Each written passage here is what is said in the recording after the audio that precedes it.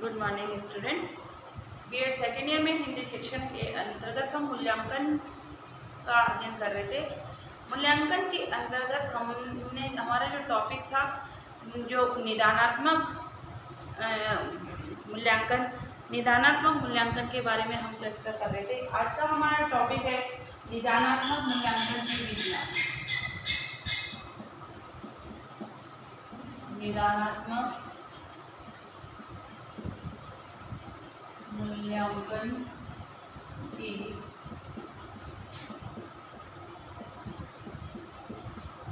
विधियाँ। निदानात्मक मूल्यांकन की जो है प्रमुख विधियों में पहली विधि है निरीक्षणात्मक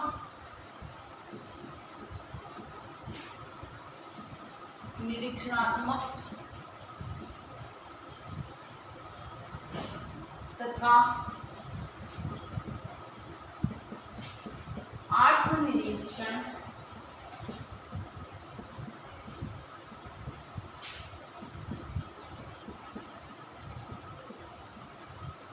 विधि। निरीक्षणात्मक तथा आत्मनिरीक्षण विधि। निरीक्षणात्मक विधि जो है उसमें छात्रों की कमजोरियों की जांच करके उसमें इसके कारणों के बारे में पता किया जाता है कि छात्र अमुक उसके अंदर ये कमजोरी क्यों पाई जा रही है, तो उसके कारणों की इसमें जांच की जाती है। छात्रों की कमजोरियों का पता लगाने का यह सबसे सरल उपाय है। इसमें छात्रों की जो भी प्रमुख कमजोरियां हैं, छात्रों की प्रमुख कमजोरियों का पता लगाने की यह सबसे उपयुक्त विधि है। उपयुक्त या सरल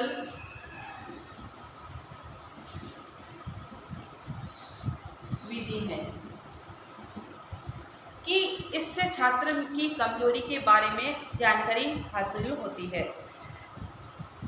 प्रत्येक कार्य के कुछ कारण होते हैं। निरीक्षण के समय अध्यापक को ये देखना चाहिए कि कहीं छात्रों की उन कमियों अथवा कमजोरियों का कारण स्वयं अध्यापक तो नहीं है। कि जब छात्र इसका निरीक्षण करता है, अवलोकन करता है, तो उसको ये जानकारी निरीक्षण करना चाहिए कि बालक जो कमजोरी में उसकी त्रुटि है या कमी है, कमजोरी दिखाई दे रही है, वो कमजोरी के कारण स्वयं अध्यापक तो नहीं है। कि उसके पढ़ाने में, उसकी शिक्षण विधि में यदि कोई कमी है तो हो सकता है उसके जो है पढ़ाने में कमी दिखाई देगी और उससे वो क्या है बालक वो की जो कमजोरी है वो बनी रह रही है। तो इसमें जो है निरीक्षण की जो उदाहरण के लिए कक्षा के छात्रों का उच्चारण ठीक नहीं है, उच्चारण ठीक नहीं होने के संभावित कारण कि उदाहरण के रूप में कक्षा के अंदर बहुत से छात्रों की उच्चारणगत अशुद्धियां पाई जा रही हैं। तो वो उच्चारणगत जो अशुद्धियां हैं वो क्यों पाई जा रही है, उसको होने में क्या जो है जो उच्चारणगत अशुद्धियां हैं ज़्यादातर विद्यार्थी उसको कर रहे हैं। तो हो सकता है कि अध्यापक द्वारा उन त्रुटियों को समय रहते दूर नहीं कराया गया हो, उनको जो है दूर करने का प्रयास नहीं किया गया हो, जिससे वो त्रुटियां जो है उसकी बनी रह रही हैं और उसमें कमजोरियां स्वतः होती चली जा रही हैं। ठीक है, तो उच्चारणगत अशुद्धियों के क्या क्या कारण हो सकते हैं? उच्चारणगत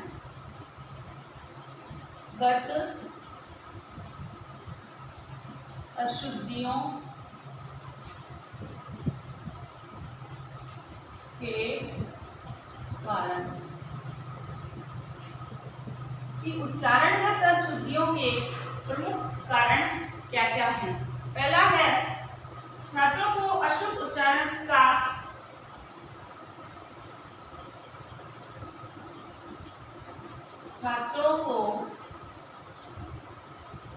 शुद्ध उच्चारण का शुद्ध उच्चारण का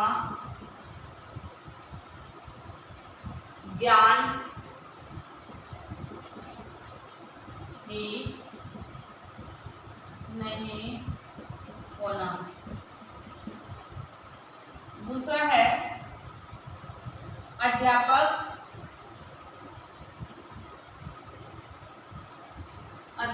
द्वारा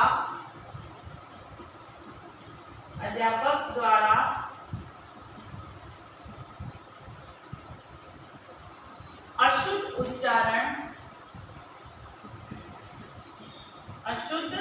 उच्चारणों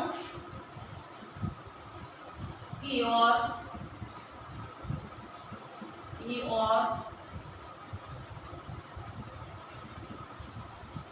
ध्यान न दिया जाना।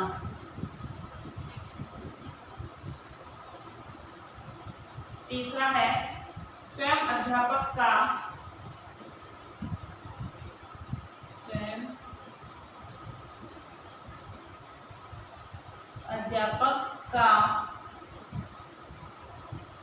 उच्चारण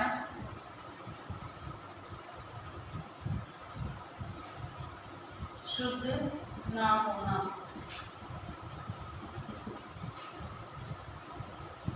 चौथा है छात्र के पारिवारिक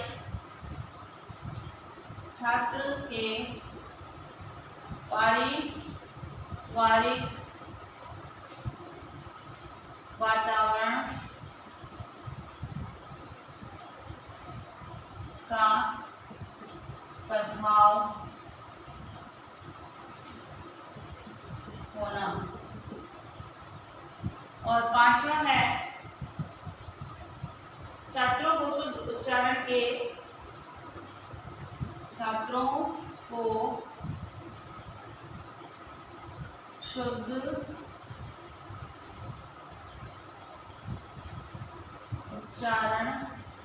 का महत्व मालूम ना होना। छात्रों को शुद्ध उच्चारण का क्या इम्पोर्टेंस है, क्या महत्व है। अशुद्ध उच्चारण के कारण से जो शब्दगत अर्थ है उस पर उसका क्या प्रभाव पड़ता है, बालक को इसकी यदि जानकारी नहीं होती है तो बालक जो है अशुद्ध उच्चारण निरंतर अभ्यास के कारण वो करता ही चला जाता है। दूसरा है पहला है छात्रों को शुद्ध उच्चारण का ज्ञान देना। छात्र अध्यापक द्वारा शुरू में ही कहते हैं ना, प्राथमिक स्तर पर बालक की जो शिक्षा होती है उस पर यदि अध्यापक द्वारा समय रहते ध्यान नहीं दिया जाता है तो बालक की वो त्रुटियां आजीवन बनी रहती हैं, क्योंकि जो चीज़ हमारी आदत में संस्कार में आ गई है, बढ़ गई है, उसको निकालना, उसको शुद्ध करना बहुत मुश्किल हो जाता है, क्योंकि हमारी आदत में वो आ गया। इसलिए प्राथमिक स्तर की शिक्षा पर विशेष बल दिया जाता है और उस शिक्षा को के अंदर ही यदि बालक की ये अशुद्धियों को दूर कर दिया जाए तो बालक जो है अशुद्धियाँ कम करता है। नेक्स्ट है अध्यापक द्वारा अशुद्ध उच्चारण की ओर ध्यान नहीं देना। वही बात आ जाएगी कि अध्यापक का समय रहते ध्यान नहीं देने के कारण से बालक की अशुद्धियाँ बनी रहती हैं। तीसरा है स्वयं अध्यापक का उच्चारण अशुद्ध होना। क्यों? वातावरण का प्रभाव हमारी भाषा पे पड़ता है, लोकल भाषा का प्रभाव हमारा, क्योंकि हम रोजमर्रा की अपने वार्तालाप का या विचार विमर्श का की भाषा हमारी लोकल भाषा होती है। अब लोकल भाषा में जो शब्द जैसे बोले जाते हैं, हम अपनी भाषा बोलते हुए, हिंदी भाषा बोलते हुए भी हम उन शब्दों को काम में लेते हैं, उनको प्रयुक्त करते हैं और उसके अनुसार उसको करने की कोशिश करते हैं, तो उसके कारण भी जो है ऐसा हो जाता है। और चौथा है छात्र के पारिवारिक वातावरण का प्रभाव होना। छात्र के घर में जो भाषा बोली जाती है, क्योंकि हर घर में अलग अलग भाषा बोली जाती है, कोई हिंदू है, कोई मुस्लिम है, कोई सिख है, कोई ईसाई है, कोई उड़ीसा का है, कोई तमिल का है, कोई तेलुगु है, महाराष्ट्र, हर क्षेत्र की थोड़ी थोड़ी दूर में ही भाषा जो है बदली जाती है, तो उसके कारण उस भाषा का प्रभाव बालकों के जो है उच्चारण पर बहुत अधिक पड़ता है, दिखाई देता है। और पांचवा छात्रों को शुद्ध उच्चारण का महत्व बताना। जब तक उनको उसका महत्व नहीं पता होगा, उससे क्या दुष्प्रभाव आते हैं, तब तक बालक उसको शुद्ध करने का प्रयास नहीं करेगा।